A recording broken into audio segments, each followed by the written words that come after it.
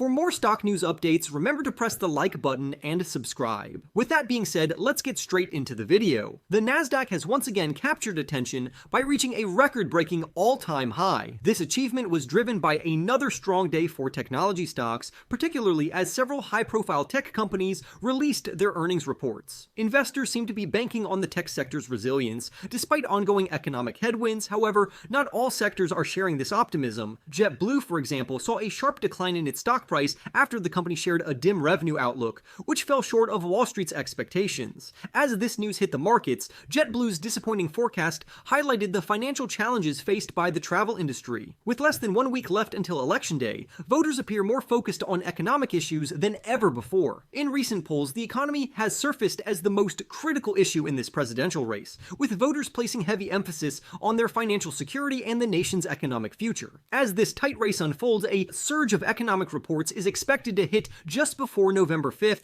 offering insights into various economic indicators. These reports will likely provide data that will be summarized and repurposed for political speeches and headlines, giving voters an abundance of information to consider as they make their final decisions. Amid this busy period, the U.S. economic outlook is further complicated by external factors, including labor disputes and natural disasters. The recent Boeing strike and the significant aftermath of Hurricanes Helene and Milton are anticipated to distort some economic data, making it difficult to interpret trends clearly. These unexpected disruptions add an extra layer of complexity as the nation assesses its economic health in the last days before the election. The fast-approaching deadline for voters, paired with this complex backdrop, means that every data release will be scrutinized and analyzed, likely impacting public opinion in one way or another. To give you a pulse on where the economy currently stands, let's delve into recent reports that shed light on the labor market's status. Yesterday, two key reports indicated a positive yet gradually cooling employment landscape. The first was from the Conference Board, which reported a notable rise in its Consumer Confidence Index. This index increased by 9.5 points,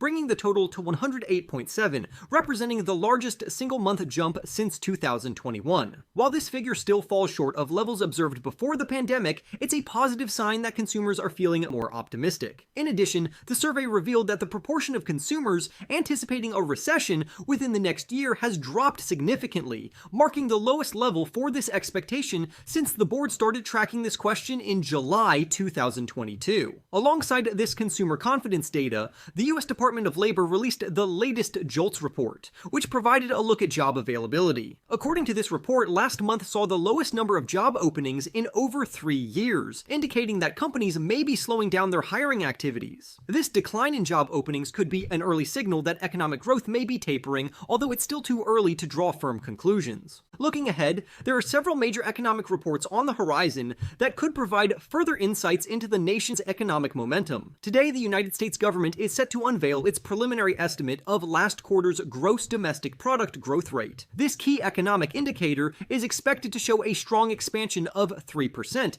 based on a recent survey conducted by Bloomberg. If this growth figure holds, it would suggest that economic activity remained robust in the last quarter, signaling resilience despite inflation and other pressures. Following the gross domestic product report, the next major update will come on Thursday, when the government is set to release data on personal consumption expenditures. Analysts predict that this report will reveal that inflation has cooled to 2.1% in September, moving closer to the Federal Reserve's long-term target of 2%. This news would be welcomed by policymakers, as it could signal that efforts to curb inflation are bearing fruit. If inflation continues to trend downward, it may alleviate some of the pressures that households have been facing due to rising costs. On Friday, the week will culminate with the highly anticipated release of October's employment report. This report is expected to give a somewhat ambiguous picture of the labor market. On one hand, the unemployment rate is projected to stand at 4.1%, marking the lowest pre-election unemployment rate seen in 24 years. This low rate suggests a strong labor market. However, job growth is likely to appear weaker than usual, largely due to disruptions caused by the Boeing strike and recent hurricanes. Together, these factors have likely hindered hiring and job creation in affected industries,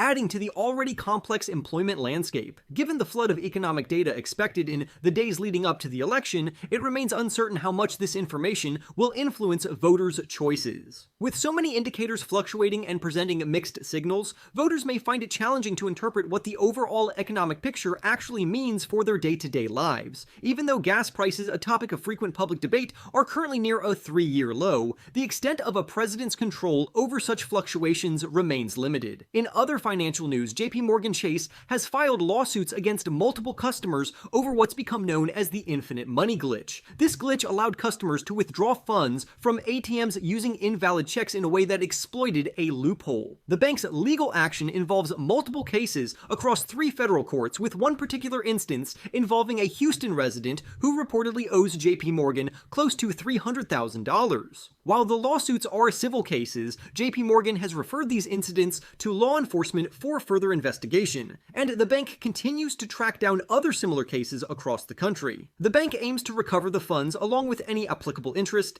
as it seeks to close this chapter on a highly unusual banking loophole. Meanwhile, Alphabet, the parent company of Google, reported its financial results for the third quarter yesterday, surpassing analyst expectations, with revenue topping $88 billion. Following the earnings release, Alphabet's stock experienced gains in after-hours trading. This quarter presented numerous challenges for Google, including organizational restructuring aimed at advancing its position in the artificial intelligence race. The company also grappled with multiple antitrust lawsuits, with one high-profile case ruling that Google maintained an illegal search monopoly. Despite these obstacles, Google managed to increase its ad revenue from both its cloud division and YouTube, showcasing its resilience in a competitive digital landscape. In other corporate earnings news, Chipotle's latest quarterly report fell short of expectations, marking the restaurant chain's first earnings announcement since former Chief Executive Officer Brian Niccol moved to Starbucks. This outcome has drawn attention to Chipotle's current strategies as the company faces stiff competition within the fast casual dining sector. Analysts will be closely watching how Chipotle navigates this transitional period, especially in the face of rising food costs and shifting consumer preferences. Shifting to the casual dining industry, TGI Fridays recently closed approximately 50 of its locations,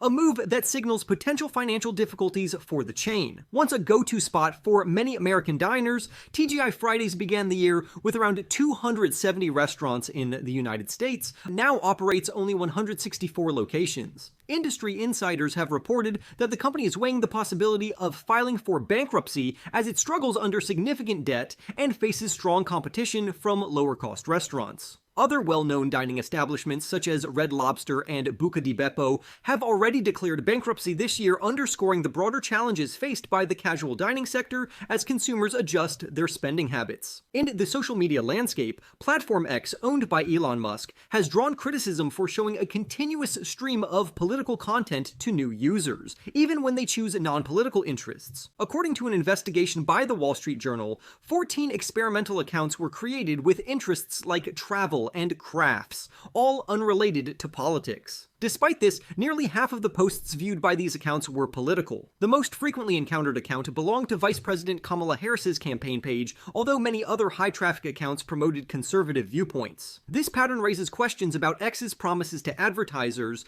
that most content on users' feeds would remain non-political. Additional data from the Washington Post indicated that although the reach of politicians' posts has declined since last year, the most popular tweets from congressional accounts were those from Republican members.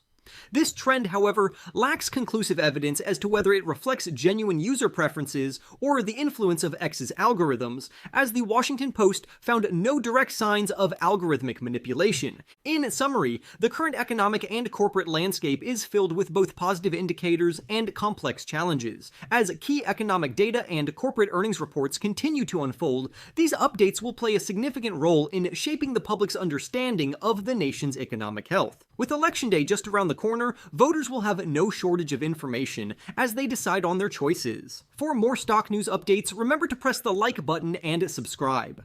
With that being said, I will see you in the next video.